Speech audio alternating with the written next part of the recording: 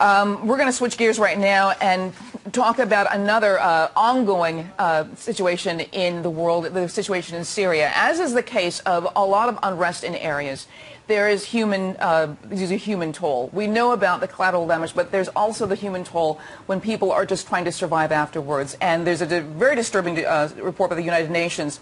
Dire humanitarian crisis in Syria is likely to get worse. Agencies saying they are struggling to cope. And one of the issues coming out of that is that the possibility of refugees selling their daughters in the attempt to survive. They're selling them in supposedly marriage. Here with more on that is Tony Badran. He's a research fellow of Foundation for Defense of Democracies. Welcome, Tony. Thanks. Tell me what is happening in Syria with these refugees actually selling their daughters in marriage. Well, what happens is a lot of these refugees have had to leave their homes with nothing but, the clothes on their backs. So they've been established in, others have families across the border in Jordan, in Lebanon, in Turkey, in Iraq, but others have pretty much nothing, and they're in camps that the security in which is not really very good. And there's no means, their savings, whatever they may have had, runs out, and these guys have to find a way to survive. And so what happens is a lot of rich men from the Gulf Arab countries, some with good intentions, some with not that good intentions, will propose certain arrangements like, I'll give you a dowry or something in return. Because this is part of the custom. The custom is for the groom to pay the bride's parents for, for their daughter in marriage, and it's supposed to be it's a dowry. Custom. Yes. Yeah, but oftentimes what happens is that they end up being simply arrangements for sexual favors, and then the daughters are returned, divorced with nothing. So and they're very young. How young are some of these girls? It depends. Some of them, some of the more sort of depraved people will ask for younger and younger children, essentially 13, 14 years of age, but others are normal age women. But it's not just this, though. There are other issues. For instance, what happened in Turkey recently, where there was where the Syrian regime's agents, local agents in southern Turkey, blew up several car bombs that killed a lot of Turks, which then sort of precipitated a reaction against the Syrian refugees in Turkey by some of the local Turks who are not necessarily sympathetic with them. Same thing you're finding in Lebanon, where they're being harassed by allies of the regime, like Hezbollah and others.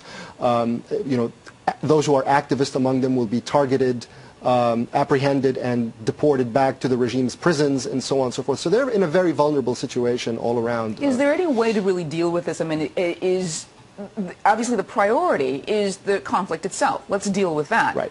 But is there any agency, is there any ability, is there any conduit through which agencies can actually help people like, the people living in the refugee camps? Well, there are UN agencies, obviously, but the problem is that they've been very poorly funded. So they have been sort of sounding the alarm that they don't have money left to sustain, and there's been an uptick in the refugees as the conflict escalates. Between January of this year and now, I think there's been 1 million extra refugees than what had been before, and it's likely to escalate even further as the battles escalate. And we haven't really hit yet a major battle, let's say in Damascus, where a lot of the people are who are probably going to end up crossing the border into very tiny Lebanon that really doesn't have the infrastructure, say, to handle some of these things. So it's a massive problem, but it's not going to end until you sort of tackle the root. Exactly, it's a commentary on what people will do in the wake of devastation, in the wake of tragedy, and a lot of the moral rules just simply are just not even there anymore. That's right, but even as we're talking now about some sort of a negotiated settlement, a lot of these people are from a different sect, let's say, than the ruling family in Syria.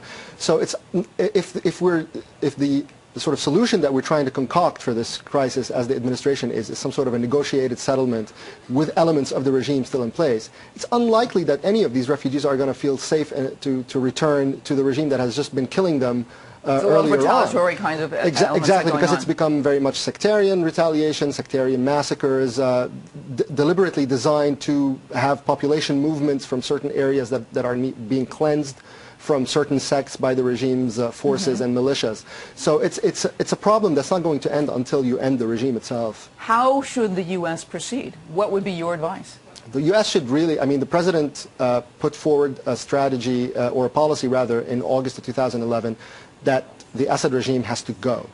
Unfortunately, it hasn't pursued that policy with anything resembling leadership or backing it up with an actual policy. How do you back that kind of statement up? The Assad regime should go. Right. That's a pretty powerful statement from the United States of America.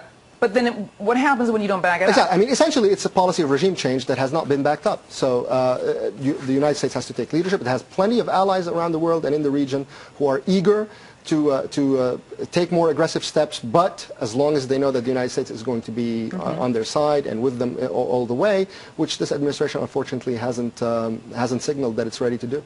I want to give you a chat here from some sample just now. I mean, people commenting on the marriage issue.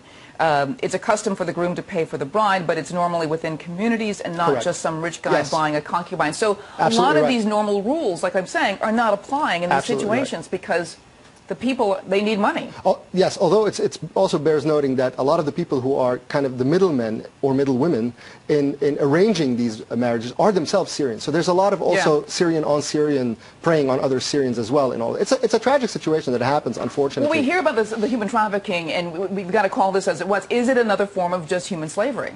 Essentially, it's human trafficking of some sort, right? But it's, I mean, look, if you're familiar, let's say, with the conflict in Lebanon, and you see the kind of tragedies that happen there, from, you know, that affect every sort of aspect of social life.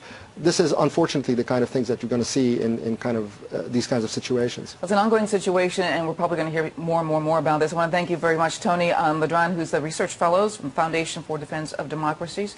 I want to thank you very much. Check out the website at Across the Bay, and that's your Twitter, right? My Twitter account. Okay, and at Follow FDD. That's another one. Thank you very much. Thank you. All right.